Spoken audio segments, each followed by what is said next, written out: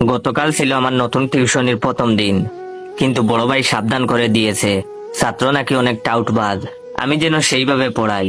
তো আমি প্রথম দিন টিউশনিতে গেলাম, গিয়ে ছাত্রকে জিজ্ঞাসা করলাম তোমার নাম কি।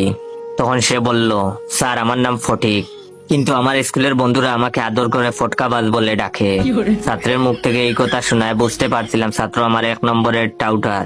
আমিও কম যায় না, আমি আমার ছাত্রকে বললাম, শোনো ফটিক, আমি খুব রাগী একটা মানুষ, তোমার মতো অনেক ফটকাবাজ ছেলেদের আমি পিটিয়ে মানুষ করেছি, তাই আমার সাথে কোনো চালাকি করবে না, প্রতিদিনের পড়া প্রতিদিনই শেষ করতে হবে। তখন ছাত্র আমার মুখের দিকে তাকিয়ে বলল, আমি কি আপনাকে স্যার বলে ডাকবো নাকি দুলাভাই বলে ডাকবো? তখন আমি বললাম, দুলাভাই বলে ডাকবে মানে? ফাজলামি করো, স্যার বলে ডাকবে। তখন সে বললো, আসলে 2 দিন পর তো আপনি আমার দুলাভাই হবেন, তাই আগে থেকে ডাকার অভ্যাস করে নিচ্ছি। তখন আমি বললাম, দুলাভাই হবো মানে? তখন সে বলল, স্যার আমার 3 বোন, 2 বোনের বিয়ে হয়ে গেছে, কিভাবে হয়েছে জানেন? তখন আমি বললাম, কিভাবে?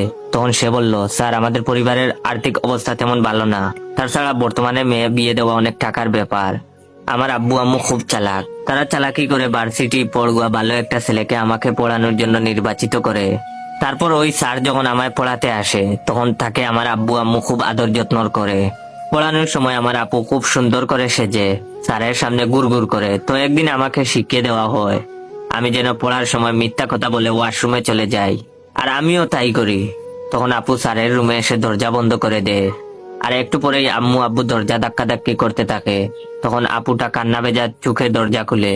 তারপর আব্বু আম্মু জোর করে ওই স্যারের সাথে আপুকে বিয়ে করিয়ে দেয়।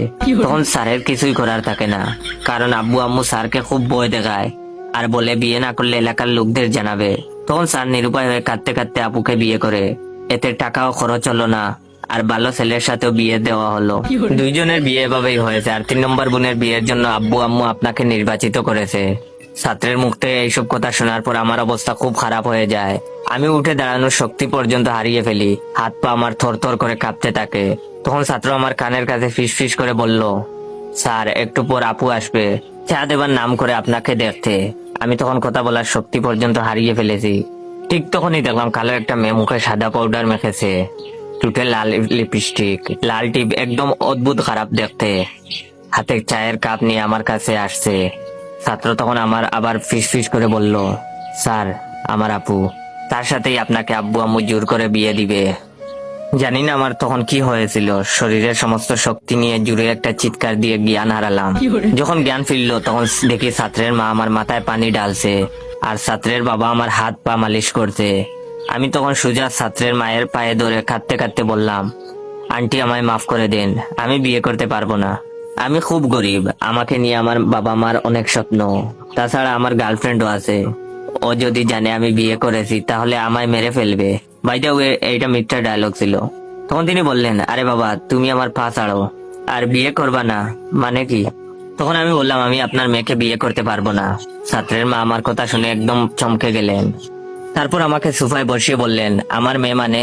আমার তো কোনো মেয়েই নেই, আমার তো একটা মাত্র ছেলে। তখন আমি বললাম, তাহলে ওই মেয়েটাকে? তখন তিনি বললেন, আমাদের বাসার কাজের মেয়ে। ওয়েট ওয়েট, গল্পটা শেষ করার আগে আমার এই ভিডিওটা আপনার 15 জন বন্ধুকে শেয়ার করে দিবেন। অনেকে আমার ভিডিওতে কমেন্ট করেন, জয় ভাই প্রতিদিন নতুন নতুন ফানি গল্প দেও না কেন? তো ভাই আপনাদের উদ্দেশ্যে, আমি ফানি গল্প দিয়ে কি করব? আপনারা তো লাইক কমেন্ট শেয়ার কিছুই করেন না। তো যদি চান আমি প্রতিদিন রেগুলার ফানি ফানি গল্প দেই, তাহলে অবশ্যই আমার এই ভিডিওটা আপনার 15 জন বন্ধুকে শেয়ার করে দিবেন, এন্ড কমেন্ট বক্সে বলবেন গল্পটা কেমন লাগছে, এরকম গল্প কি প্রতিদিন চান? যখন আন্টি বললেন ওই মেয়েটা ওনাদের বাসার কাজের মেয়ে, এই কথাটা শোনার পর আমার মাথায় আকাশ ভেঙে পড়লো। শেষে কিনে এই পিচ্চি ছেলে আমায় কাঁদিয়ে ছাড়লো। আমি তখন ছাত্রের মাকে বললাম, আন্টি ফটিক কোথায়? তখন আন্টি বললেন, ফটিক কে? আমি বললাম, আপনার ছেলে।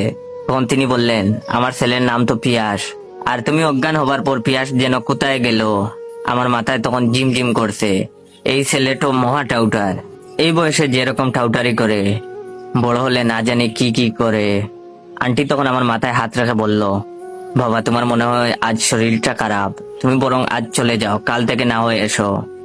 আমি রাস্তা দিয়ে হাঁটছি আর ভাবছি, সারা জীবন আমি মানুষদের সাথে ফটকাবাজি করেছি, আর আজ কিনা আমার হাঁটুর বয়সী ছেলে আমায় কাঁদিয়ে ছাড়লো।